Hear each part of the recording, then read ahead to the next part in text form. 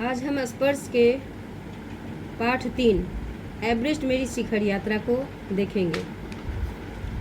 हर व्यक्ति का स्वप्न होता है कि वह अपने जीवन में कुछ बड़ा एवं महान कार्य कर सफल एवं सार्थक होने का भाव अनुभव कर सके।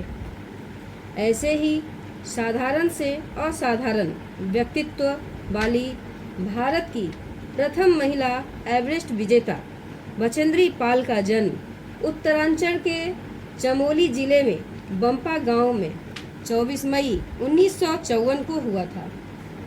बचेंद्री अपनी मां हंसा देई नेगी और पिता किशन सिंह पाल की तीसरी संतान है। पिता पढ़ाई का खर्च उठाने में असमर्थ थे, अतः बचेंद्री को 8वीं से आगे की पढ़ाई का खर्च सिलाई कढ़ाई करके जुटाना पड़ा। 10वीं पास करने के बाद बचेंद्री के प्रिंसिपल ने उनके पिता को सहमत किया। ऐसी विषम परिस्थितियों के बावजूद संस्कृत से एमए और बीएड की शिक्षा हासिल की। बचेंद्री को पहाड़ों पर चढ़ने का चाव बचपन से ही था, किंतु बड़े भाई द्वारा पहाड़ पर चढ़ने से रोके जाने पर तथा इनसे 6 साल छोटे भाई को उकसाए जाने पर नाराज एवं दुखी होने वाली बचेंद्री पाल किस प्रकार भारत की प्रथम महिला एवरेस्ट विजेता पर्वतारोही बनी, यह संपूर्ण विवरण हमें उनके इस आत्मकथात्मक संस्मरण एवरेस्ट मेरी शिखर यात्रा शीर्षक के अंतर्गत लिखे गए यात्रा वृत्तांत में मिलता है। उनका एवरेस्ट अभियान दिल्ली से काठमांडू के लिए हवाई जहाज द्वारा 7 मार्च को आरंभ हुआ। नमचे बाजार शेरपा लैंड से लेखिका बचेंद्री पाल सर्वप्रथम एवरेस्ट को निहारा, जो नेपालियों में सागर माथा के नाम से प्रसिद्ध है।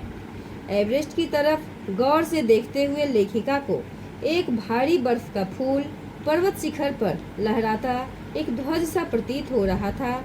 इस शिखर के ऊपरी सतह के आसपास 150 किलोमीटर से अधिक की गति से हवा चलने के कारण यह ध्वज 10 किलोमीटर या इससे लंबा हो सकता था। शिखर पर जाने वाले प्रत्येक व्यक्ति को इन तूफानों का सामना करना पड़ता था, किंतु लेखिका को एवरेस्ट के प्रति आकर्षण था, इसलिए भी वह इस कठिनतम चुनौतियों का सामना करना चाहती थी। जब लेखिका बचेंद्री 26 मार्च को पेरिस पहुंची तो हिमस्खलन के कारण 16 शेरपा कुलियों के दल में से एक की मृत्यु तथा 4 शेरपा कुलियों के घायल होने का दुखद समाचार मिला। दल के नेता कर्नल खुल्लर ने दल के सदस्यों को समझाया कि इतने बड़े अभियान में ऐसे खतरे आते ही रहते हैं और इन्हें सहज भाव से लेना चाहिए।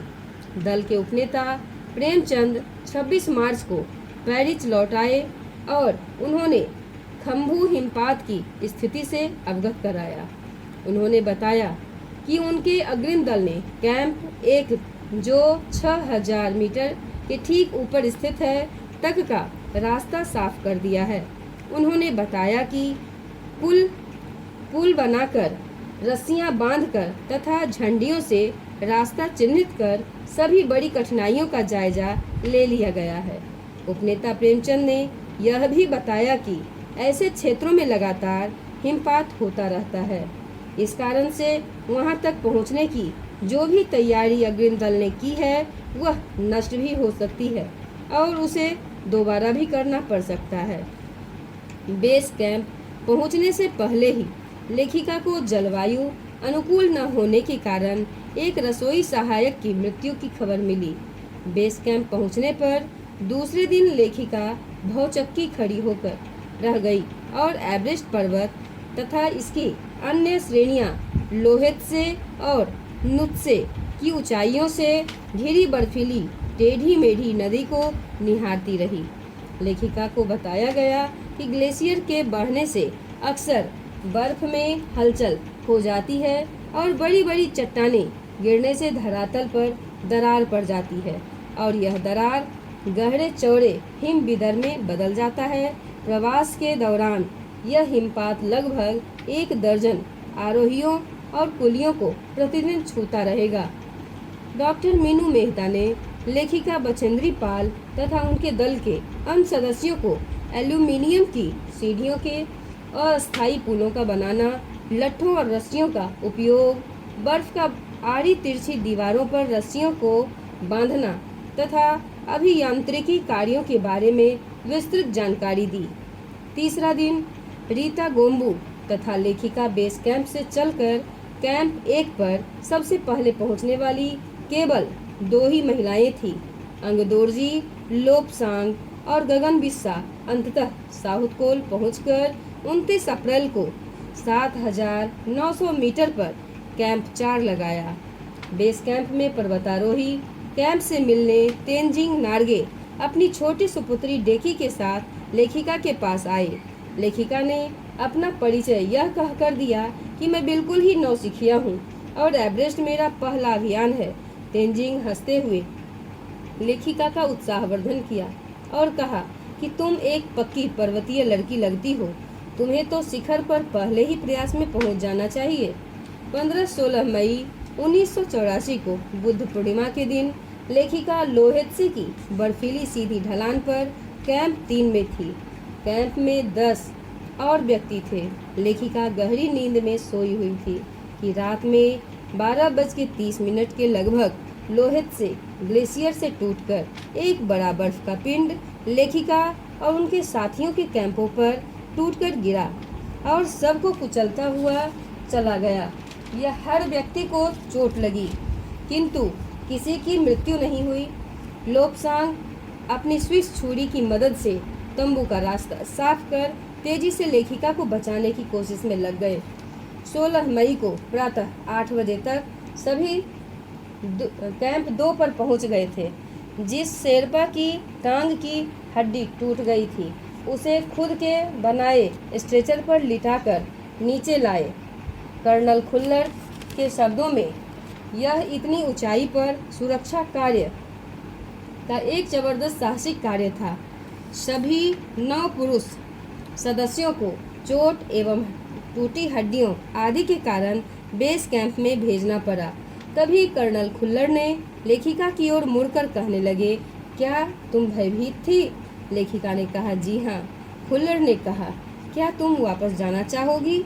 लेखिका ने बिना किसी हिचकिचाहट के उत्तर दिया, नहीं, और इस दुर्घटना के बाद भी अभियान जारी रखने का निर्णय ले लिया।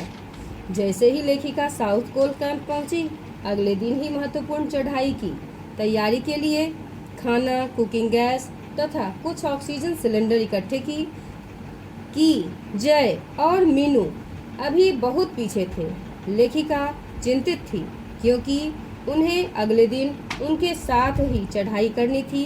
वे धीरे धीरे आ रहे थे क्योंकि भारी बोझ और बिना ऑक्सीजन के चल रहे थे। दोपहर बाद लेखिका ने अपने दल के दूसरे सदस्यों की मदद करने और एक थर्मस में जूस, दूसरे में गर्म चाय लेकर निकल पड़ी। मीनू, जय से उनकी मुलाकात हो गई। उन्हें की से मिलना था। थोड़ा सा और आगे नीचे उतरने पर उन्होंने की को देखा। उसने हक्का बक्का होकर पूछा, तुमने इतनी बड़ी जोखिम क्यों ले ली बचेंद्री? लेखिका उसे दृढ़तापूर्वक कहा, मैं भी औरों की तरह पर्वतारोही हूँ, इसलिए इस दल में आई हूँ। शारीरिक रूप से मैं ठीक हूँ, इसलिए मुझे अपने दल के सदस्यों की मदद क्यों नहीं करनी चाहिए। पुनः लाहाटू और बिस्सा भी उनसे मिलने नीचे उतर आए। फिर वे सभी साउथ कोल और लौट आए। साउथ कोल पृथ्वी पर सबसे अधिक कठोर जगह के नाम से प्रसिद्ध है। अगले दिन सुबह 4 बजे लेखिका ने बर्फ पिघलाकर चाय बनाई। कुछ बिस्कुट, चॉकलेट नाश्ता करने के बाद वे 5:30 बजे अपने तंबू से निकल पड़ी। अंगदोर्जी बाहर खड़ा था और कोई आसपास नहीं था। अंगदोर्जी बिना ऑक्सीजन के ही चढ़ाई करने वाला था। लेखिका को उन पर विश्वास था। साथ ही साथ वे आरोहण की क्षमता और कर्मठता के बारे में भी आश्वस्त थी। अन्य कोई भी सदस्य उस समय साथ चलने को तैयार न था। सुबह 6:20 अंगदोर्जी और लेखिका साउथ कोल से शिखर कैंप के लिए निकल पड़े। अंगदोर्जी के साथ मैं एक निश्चित गति में ऊपर चढ़ती गई। 2 घंटे से कम समय में ही हम शिखर कैंप पर पहुंच गए। अंगदोर्जी ने कहा, अगर हम इसी गति से चलते रहे तो हम शिखर पर 1 बजे तक पहुंच जाएंगे। लाहाटू एक नायलॉन की रस्सी लाया था। अंगदोर्जी और लेखिका रस्सी के सहारे चढ़े, जबकि लाहाटू एक हाथ में रस्सी पकड़े हुए बीच में चला। उसने रस्सी अपनी सुरक्षा के बजाय लेखिका के संतुलन के लिए पकड़ी हुई थी। लेखिका इन ऊंचाइयों के लिए आवश्यक 4 लीटर ऑक्सीजन की अपेक्षा 2.5 लीटर प्रति मिनट की दर से ऑक्सीजन लेकर चढ़ रही थी। रेगुलेटर पर जैसे ही ऑक्सीजन की आपूर्ति बढ़ाई गई, लेखिका को सपाट और कठिन चढ़ाई के सामान्य लगने लगे। दक्षिणी शिखर के ऊपर तेज हवा के झोंके भुरभुरे बर्फ कणों को चारों तरफ उड़ा रहे थे, जिससे दृश्यता शून्य तक आ गई थी। और जब देखा कि थोड़ी दूर के बाद कोई ऊंची चढ़ाई नहीं है, ढलान सीधा नीचे चला गया है, सफलता बहुत नजदीक लगने लगा। 23 मई 1984 के दिन दोपहर के 1:07 पर लेखिका बछेंद्री पाल एवरेस्ट की चोटी पर खड़ी थी। बछेंद्री पाल एवरेस्ट की चोटी पर पहुंचने वाली प्रथम भारतीय महिला थी। लेखिका ने चारों तरफ हजारों मीटर लंबी सीधी ढलान को देखते हुए सुरक्षा की दृष्टि से फावड़े से बर्फ की खुदाई कर अपने आप को सुरक्षित रूप में स्थिर किया। फिर घुटनों के बल बैठकर फिर सागर माथे के ताज का चुंबन किया। बिना उठे ही लेखिका ने अपने थैले से दुर्गा माँ का चित्र और हनुमान चालीसा निकालकर पढ़ा, छोटी सी पूजा अर्चना की और उसको बर्फ में दबा दिया। और आनंद के उस क्षण में उन्हें अपने माता पिता का ध्यान आया। जैसे ही लेखिका उठी, अपने रज्जू नेता अंगदोर्जी को प्रणाम किया। अंगदोर्जी ने उन्हें गले से लगाया और उनके कानों में फुसफुसाया, दीदी तुमने अच्छी चढ़ाई की, मैं बहुत प्रसन्न हूँ। कुछ देर बाद सोनम पुलजर पहुँचे और उन्होंने फोटो लेने शुरू कर दिए। कर्नल खुल्लर लेखिका की सफलता पर बहुत प्रसन्न थे। उन्हें बधाई देते हुए उन्होंने कहा, मैं तुम्हारी इस अनूठी उपलब्धि के लिए तुम्हारे माता पिता को बधाई देना चाहूँगी। वे बोले कि देश को तुम पर गर्व है। धन्यवाद।